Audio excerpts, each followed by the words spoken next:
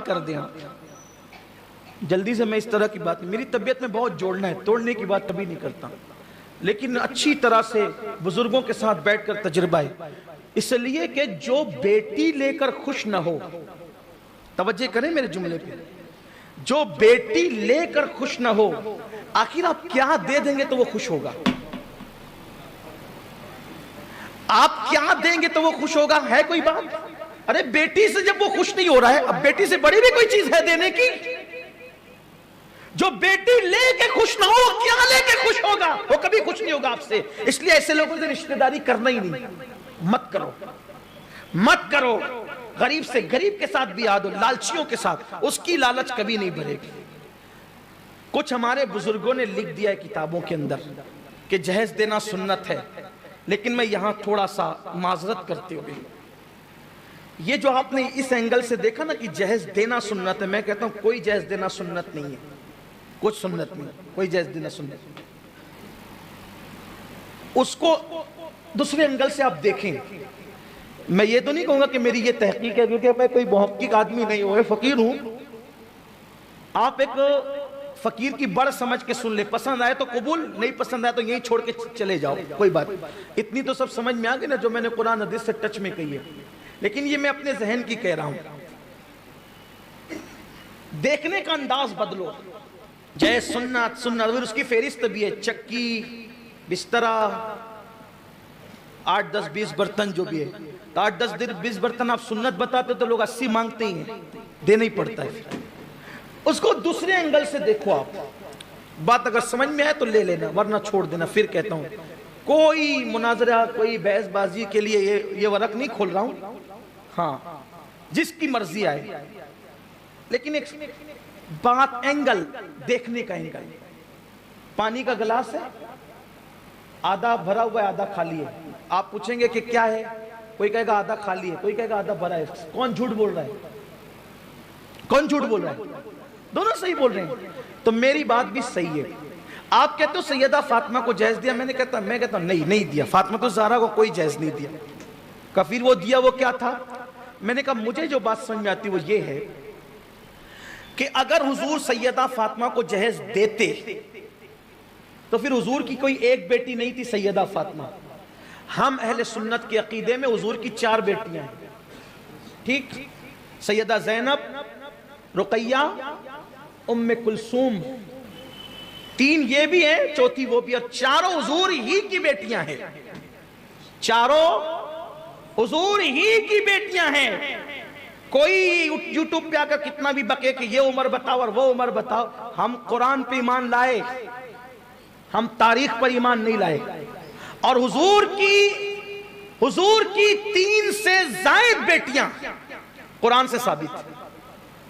حضور کی, آج کل بیٹھ کر کے ہو رہا ہے نا کہ حضور کی 3-4 بیٹیاں نہیں تھی, حضور کی تو ایک ہی بیٹی تھی.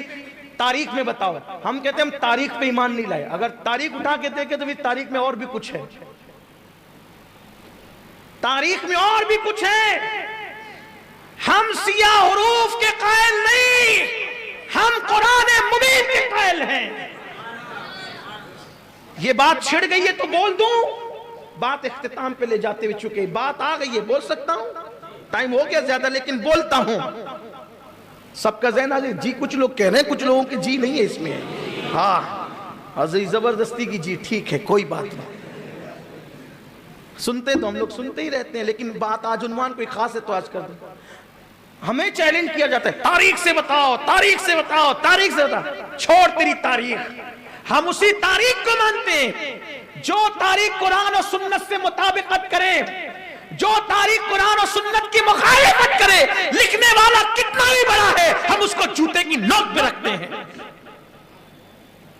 حضور کی 3 سے زائد بیٹیاں قرآن سے ثابت ہے. قرآن کہتا ہے یا ایھا النبی قل لازواجک وبناتک ونساء المؤمنین. اے نبی, قل بولیے, فرمائیے, کس سے؟ لازواجک, اپنی بیویوں سے, وبناتک,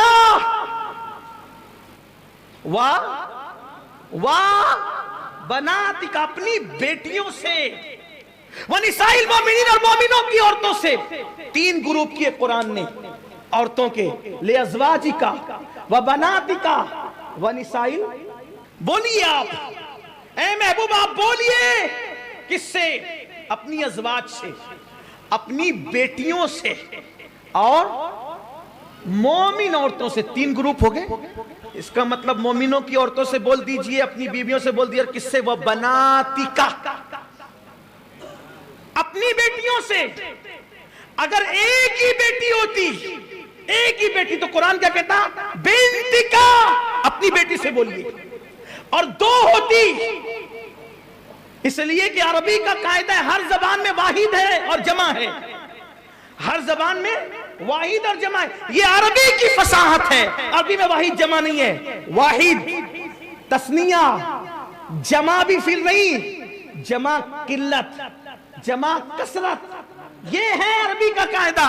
آپ قربان جائیں، اگر ایک ہوتی واحد کا صیغہ آتا، 2 ہوتی تثنیہ کا صیغہ آتا، اللہ اکبر، اور صرف 3 ہوتی، صرف 3 ہوتی، 3 صرف 3 ہوتی، صرف 3 ہے نا، تو وہ 3 کی بات بھی نہیں کی گئی. لیکن یہاں پر اگر جمع قلت بھی مراد لیا جائے، وہ بناتِكَ، تو جمع قلت کم سے کم 3 سے شروع ہوتی ہے اور 9 پر ختم ہوتی ہے. اب قرآن کہتا ہے کُلِّ أَزْوَاجِكَ وَبَنَاتِكَ، اے محبوب اپنی بیٹیوں سے کہو. تو کم سے کم اگر جمع قلت بھی مراد لیا جائے تو نبی کی کم سے کم کتنی بیٹی ہونی چاہیے؟ کم سے کم کتنی؟ کم سے کم کتنی؟ 3 سے زیادہ بیٹیاں تو قرآن کہہ رہا ہے. 3 سے زیادہ. تو پتہ چلا کہ نبی کی ایک بیٹی، تو جب قرآن کہہ رہا ہے کہ 3 سے زیادہ تھی، جب قرآن کہہ رہا ہے کہ 3 سے زیادہ تھی، تو تو کیوں کہتا ہے کہ ایک تھی؟ نہیں ثابت کر سکتے، قرآن ہے. بہرحال تو حضور علیہ السلام کے بارے میں اگر یہ کہتے ہیں کہ انہوں نے سیدہ فاطمہ کو جہیز دیا، سیدہ فاطمہ کو حضور کی ایک بیٹی تھوڑی تھی. سیدہ زینب کو دیا، وہ ثابت کرو. ام کلثوم کو دیا، وہ ثابت کرو. رقیہ کو دیا، وہ ثابت کرو. اور پتہ چلا اگر حضور ان کو دیتے تو ان کو بھی دیتے، حضور ان کو دیتے تو ان کو بھی دیتے. آپ کہیں گے وہ کیوں؟ وہ اس لیے کہ ایک عورت حضور علیہ السلام کی پیاری زوجہ ام المومنین حضرت عائشہ صدیقہ کے پاس آئی. اماں عائشہ نے اس کو کھجور دی. اماں عائشہ کے ہاتھ سے اس نے کھجور لی. اس کے ساتھ 2 بیٹیاں تھی، 2 ٹکڑے کیے، دونوں بیٹیوں کو دیے. جب وہ چلی گئی ام المومنین نے کہا یا رسول اللہ، یا رسول اللہ، میں نے اس کو کھجور دیا، اس کے ساتھ 2 بیٹیاں آئی تھی، میں نے اس کو ایک کھجور دی تو اس نے دونوں کے برابر برابر ٹکڑے کیے اور دونوں کو دیا. حضور نے فرمایا عائشہ اگر وہ ایک کھجور کے برابر ٹکڑے نہ کرتی اور کم زیادہ کرتی اور دونوں میں انصاف نہیں کرتی تو قیامت کے دن اس کو اللہ کی بارگاہ میں جواب دینا ہوتا کھجور کی تقسیم پر. یعنی خود کی کھجور نہیں ہے، دوسرے کی دی ہوئی کھجور ہے، تو بھی دونوں بیٹیوں کو برابر برابر، کم زیادہ نہیں کیا. یہاں تو یہ ہے کہ کسی بیٹی کو کارخانہ پورا اٹھا کے دے دیا، کسی کو تراشن بھی نہیں پوچھا جائے گا. کسی بیٹے کو 4 گھر دے دیا، کسی کو 1 سے بھی محروم کیا، پوچھا جائے گا.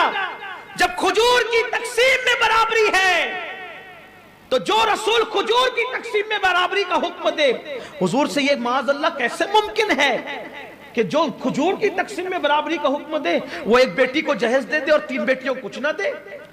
تو حضور نے پھر سیدہ فاطمہ کو جہیز دیا؟ نہیں دیا.